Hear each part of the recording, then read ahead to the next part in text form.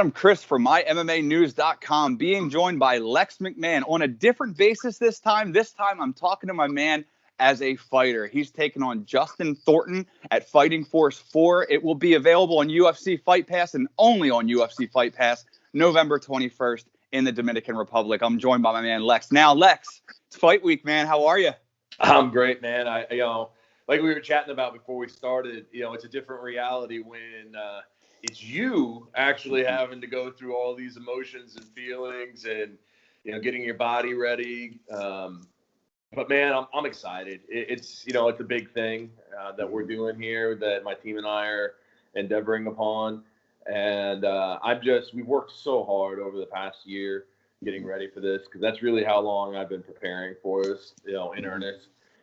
So I'm excited to see, all that hard work that we put in pay off, and I'm more excited to see, how much money that we raise collectively between, me donating my purse and sponsorship money, and then the MMA community coming together and stepping up the way they always do.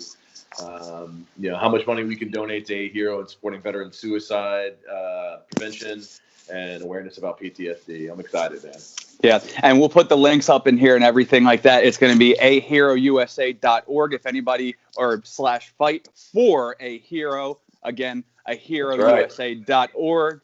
Fight for the number 4, a hero. So anybody can, support our man Lex. And again, so A Hero, it's something very important to you. You're donating your entire purse to this. You're getting the MMA community involved. What does it feel for you, and why is it so important to you as a Marine to get the message out there?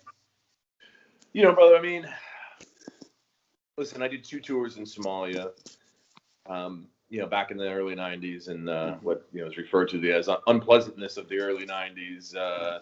It sucked. It was a really shitty place, man, and a lot of bad things happened. And I'm just happy, to be home and able to, do well. But the reality is I have struggled. So I understand what it is, for our veterans who are coming home and they're struggling. We've been at war for almost 20 years now, since 9/11. And I've got friends, many, many friends that have, 5, 7, 9, 15, 20 deployments. They've been their entire career at war. 20 years at war. That does a lot to a person. Yeah. So there's, people struggle. And, I'm excited to be able to bring awareness to the issues and really help my brothers and sisters, kind of find their way out of the darkness and not take their own lives, because that's unfortunately something that happens at a really staggering rate. It's 22 a day is the number. And, let's put that in perspective.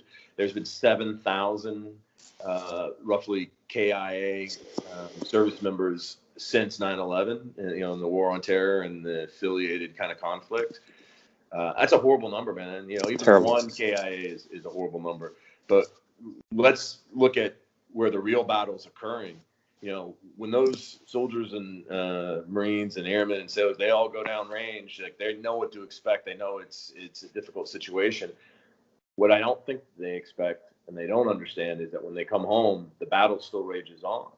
And, that's manifest by the fact that there's, 22 veterans a day taking their own lives. So that's over 8,000 military and veteran folks taking their own lives since 9/11. That's almost 154,000 veterans that have taken their own lives. It's a staggering number. It's unconscionable that as a society we are allowing this to occur. So for me, and I've lost friends to suicide. I've lost friends that have taken their own life. I think anybody in the military has. That's just the reality. So, for me, I want to be able to stand on top of the highest mountain and say, scream at the top of my lungs, no more.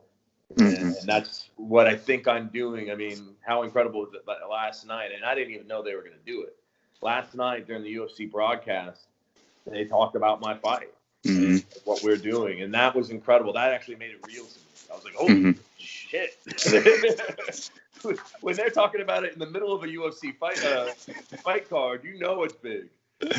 Oh, that's awesome, man. It's a truly cool, and it's an honoring, and it's an amazing thing that you're doing.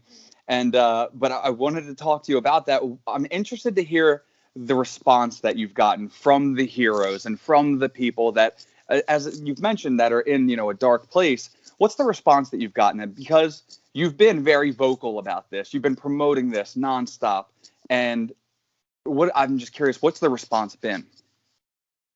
So I'll answer it by telling you what I tell people when we take them on an A Hero event, right? I kind of towards the end of what's, usually a, 3 or 4 day event, I'll sit them down and I say, listen, there's only 2 things I ask. You've come, you've had a great time. Sometimes we take people overseas. Like, we do a lot of amazing things. The whole premise is taking like-minded people, putting them together in a fun environment and letting them engage in peer-to-peer counseling, right? So at the end, towards the end of one of these events, I always sit them down and I say, listen, there's 2 things I need you to do. One is to know that you're loved. That's the first and foremost thing. You must understand that people care about you and that you are loved. So when the darkness comes or when you struggle, just know that you're loved. And then the second thing is to pay it forward. Be brother's keeper, because I think it's incumbent upon us as a community of warfighters that we have to take care of our own.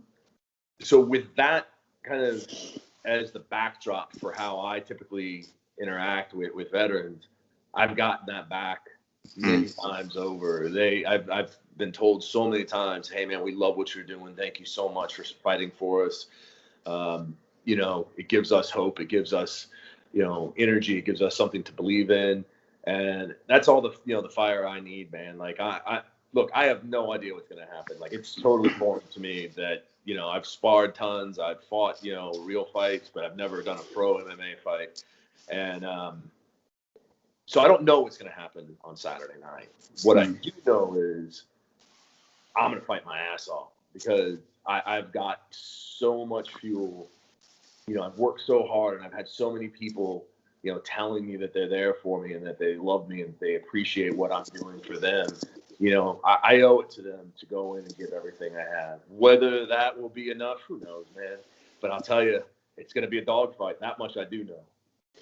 And talking about it being a dogfight, I mean, and your training, I wanted to get into that. You've had the elite of the elite. I mean, as you've said before, you have Jose Shorty Torres, who lives with you right now. You have Rami Hamad, but you've also had many people throughout the past, and you have all the people you can bring in for the training, right? So with Justin being 6 and 17, he does have the experience on paper, but you do have all the people backing you and everybody that you've supported throughout the years returning their favor. But I want to ask, how did Justin get picked as the opponent? I didn't really worry about it too much. I told my matchmaker, Roger Crawl, who's the matchmaker for Titan, and he's also one of my coaches. He's an amazing striking coach. I said, man, it's up to you to figure out who I'm going to fight. I don't want to get caught up in, trying to pick the opponent. At the end of the day, my job is to go fight. Your job is to coach and find a person for me to fight. The only mandate that I gave him was that it was somebody who was credible, somebody that people are going to say, oh, Lex is taking a big bite at the apple here. Like, I'm not, and also, let's be honest, how many 49-year-old, guys are trying to make a debut in MMA? Like, that really doesn't exist. Like, I'm it. I'm the only one, hard-headed enough, crazy enough to do this shit. So if there's not someone like me, then we've got to find somebody else that fits the bill in another way. And so Roger found somebody in Justin that he believed, because of his experience and the caliber of people that he's fought, that it would be a tough challenge. People would look at it and say, oh, wow, this is going to be a fight for Lex. And, it's not a guaranteed win, because it's far from it, man. Like that, I guarantee you, Justin's coming in, he's looking at this, he's like, oh, wow, dude, get an easy win, get a trip to the Dominican Republic, get to beat up this old dude. So he's looking at it like, and I got to be honest, I kind of feel for him, man, because he's the one with, people think I've got a lot of pressure. The reality is, let's be honest, how much pressure do I really have? I'm 49. I don't know that a lot of people expect me to win, right? People who know me have an idea that I'm pretty damn tough and that I can my ass off. But the average person looks at it and says, 49. He's this promoter, business guy. Like, his opponent's been in against, Walt Harris, West Jones, like, a lot of big name guys. And yeah, he didn't win those fights, but he still had that cage experience and has a lot of experience to draw upon. So if Justin goes in and loses to me, man, where the hell's his career at? If I lose, well, nobody really thinks I'm going to win. Okay. But the same message that I've told him all along in every interview that I've done is, Justin, if you underestimate me, if you don't take me serious, you're going to get your ass knocked out by an old man. Think about the pressure that guy has. Mm-hmm. Again, at the end of the day, like, the next day I go back to work. I go back to doing Titan. The very next day. My life goes on, man. My real ambition here is to raise money and awareness. Right. So I'm raising money and donating money for a hero, and I'm raising awareness. Like I said, man, the UFC talked about my fight and what we're doing last night in a broadcast. I did Ariel Helwani for 32 minutes. I'm doing you. I did MMA Junk. Like, the awareness is out there. Right? So I've accomplished that mission. We've raised a lot of money already. The target's $50K. I think we're going to get really close, if not beat it. So again, like, I will have done the things that I endeavored to do.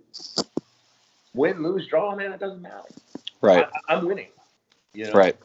Yeah. Justin has really got to think about it and go, okay, well, for me, is it anything more than a trip to the Dominican Republic?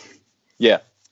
So going off of what you just said, you're right. There isn't the pressure on you. The pressure is on him. But the reality is, it's not like you're going out to shoot baskets. It is a fist fight. So not mistaking the pressure for potential nerves. How are you feeling in that sense going into a fist fight?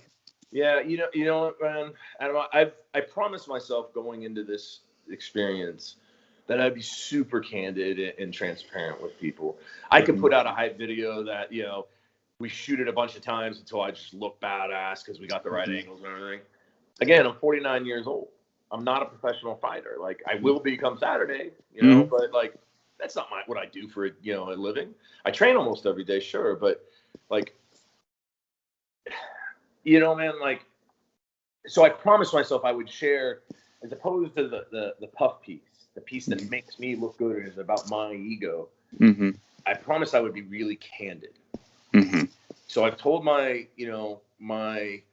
camera guy, Justin, who's like walking around with a phone right now, doing selfies and doing all kinds of crazy stuff as we're talking. But I said, listen, I'm not going to be mad at you if you put the camera in my face during a vulnerable moment. I'm going to be mad if you don't. I have to capture everything. It has to be really honest and transparent. So with that said, look, man, sure, I'm nervous.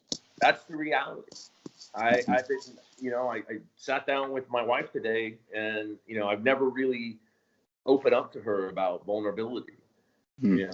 I with her, I'm the big bad Marine, tough guy husband, and so I just don't open up. I don't say, hey, I'm feeling this way. Today I sat down with her. I said, you know what, babe, I've got some concerns. Here's what they are, and I've got some anxiety. Here's why. But the reality is, I anticipated all of these emotions and feelings. Again, I've been in this sport almost 13 years, and I've been at the highest level working as either a manager or a promoter.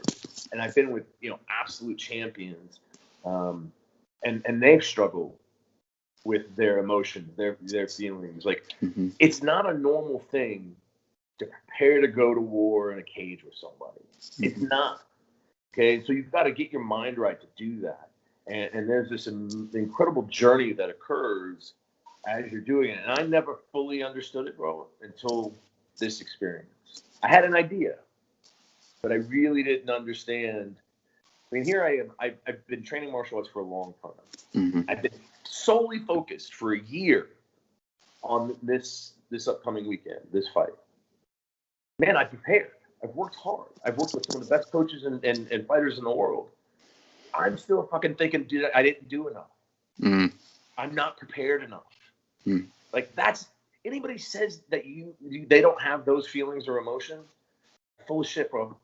It's just like in combat. If somebody tells you they're not afraid, of course they're afraid.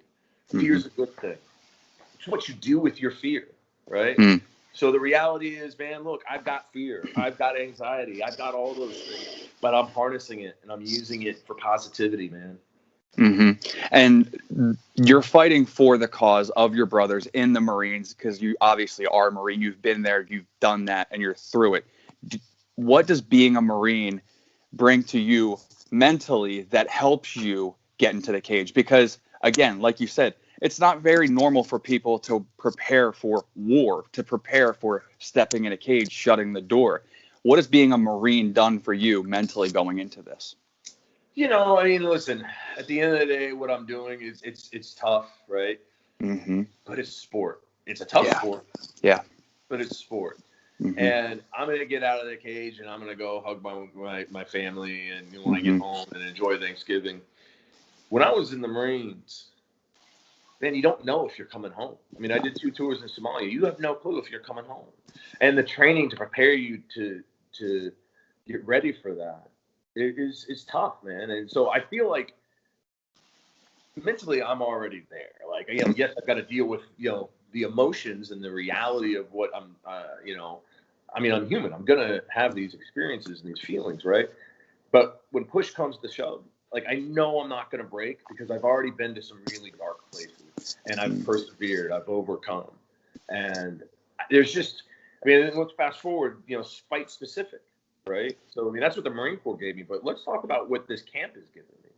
I brought in monsters. I mean, I had Wonder Boy, I had Rami Hamed, Shorty Torres, Muhammad Usman, Yuli Diaz, who just had the fastest KO in combat sports history the other night.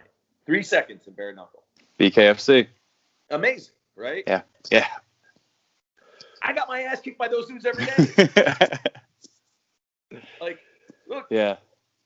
Yuli is a monster, dude. And he did not take it easy on me, man. Rami Hamed is a world champion kickboxer. Did not take it easy on me. Wonder Boy is Wonder Boy. Like, I mean, everybody knows Muhammad Usman hit me harder than I've ever been hit. You know, by the way, I went with Alex Nicholson the other day, who kicked the shit out of me. That's okay, because these men love me. They love me enough to train me hard, to prepare me for the upcoming battle. There is nothing Justin Thornton is going to do to me that has not been done to me. I guarantee that much. He's not near the man that Muhammad Usman, that Yuli Diaz, that Wonder Boy, any of those guys are. I don't take credit from him at all. Like, I respect the hell out of him. Most people wouldn't have taken this fight.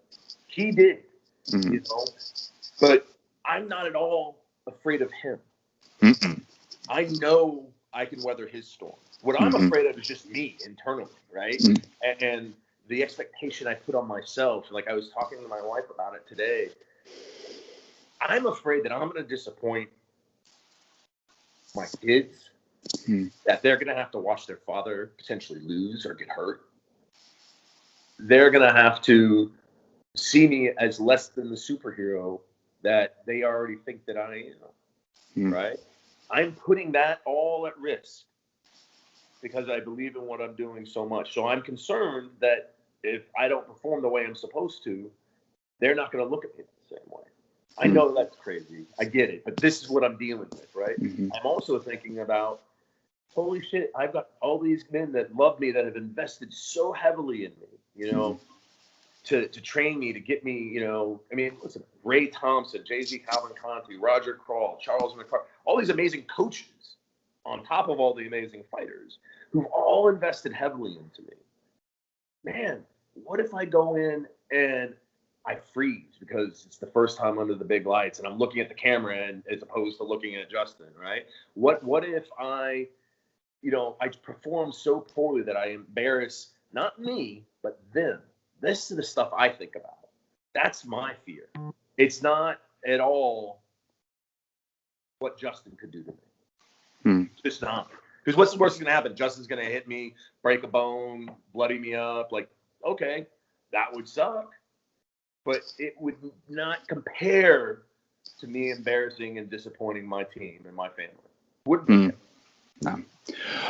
Which I understand. Well, I don't understand personally, but I do get how you're putting the pressure on yourself, thinking how you might disappoint your family.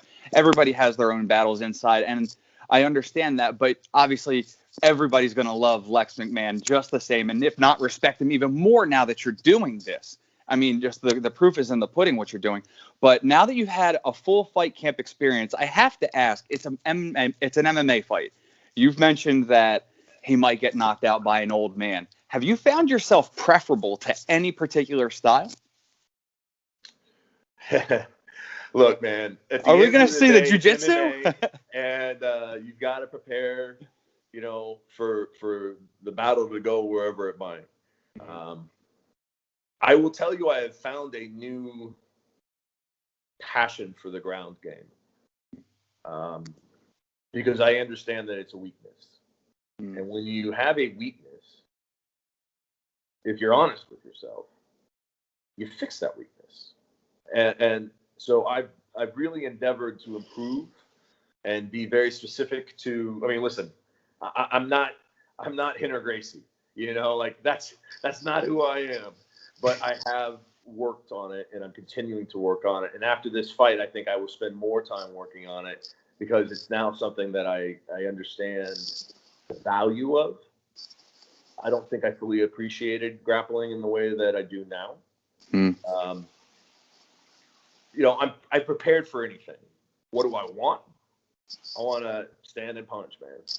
That's all I've ever done is kickboxing for the most part.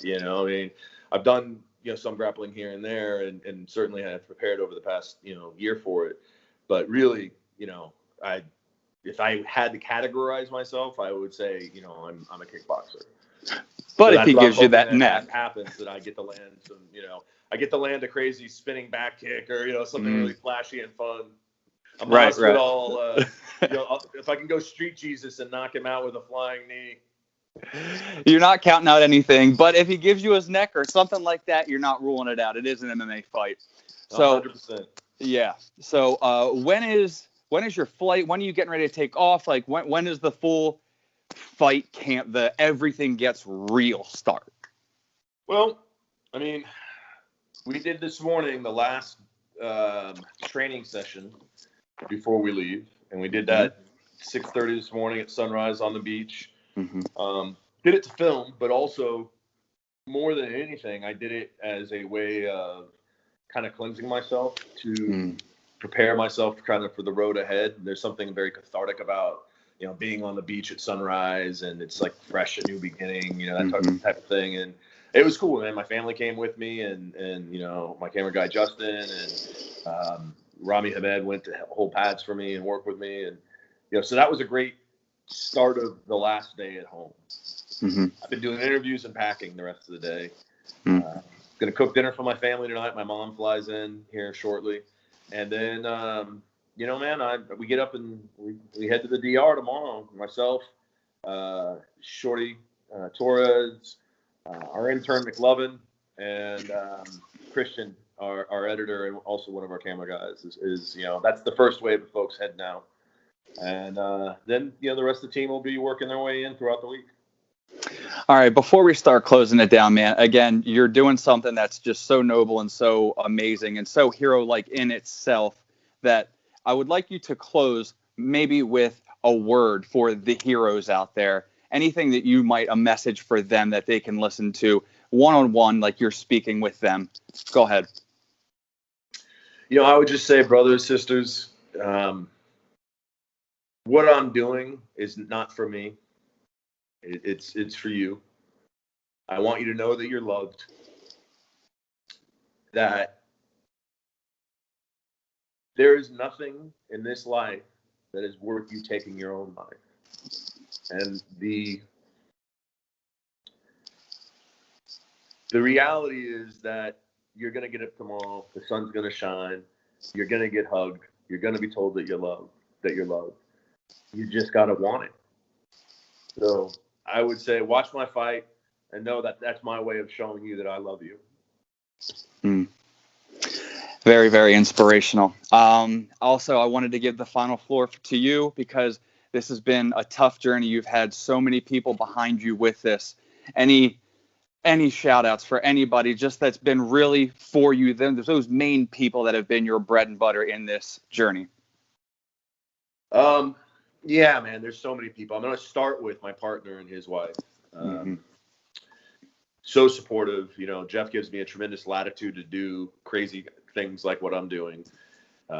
His wife, Carolyn, is very supportive, just as a sense of inspiration, but also her company is very supportive as a sponsor. So to both of them, first and foremost, thank you. To my coaches and training partners that have truly invested in themselves, of themselves so much in me that, you know, Saturday night's going to be for us. And I just want to say thank you guys. To, you know, my camera crew, Justin and Christian, who film everything and then put it together and make it a story that's worth telling. You know, thank you to my E-Hero family and all the military veterans. Again, this is for you guys. To the UFC Fight Pass team, they've been amazing. Truly, truly amazing. They've done things that I didn't know they were going to do. They stepped up in ways that I did not expect them to, that they did not have to. They are going to be one of the primary donors when the tally's said and done to the amount of money that's been raised. They also made this a reality by, you know, affording me the opportunity and the platform with Fight Pass to tell this story. But most importantly, man, to my kids and my wife, thank you guys. I love you. My mom, thanks for coming and making it possible. It's going to be an awesome event, Lex. We all can't wait for it. Again, like you said, it's truly noble. It's truly heroic. You can always support Lex and everything he's doing at aherousa.org/fight for the number 4 a hero. Any donation, nothing's too little to support this mission. It's a very important. It needs to be addressed and it needs to be more put out in the open. So, Lex, first and foremost, I want to say thank you for your time. Thank you for doing all that you do for the MMA community, what you're doing for the heroes out there, and just a million thank yous for everything that you do for the mixed martial arts community. It's so much appreciated. That we love you. We wish you the best, brother. Thank you, man. I appreciate it so much, man. There he goes, Lex McMahon. He, a manager, a Marine, a promoter, and now he is going to be a fighter under the bright lights at Fighting Force 4 on November 21st. He is going to be taking on Justin Thornton in the Dominican Republic and only available on UFC Fight Pass. For Lex McMahon, I'm Adam Christ. Make sure you keep it locked to mymmanews.com for all your fight news needs.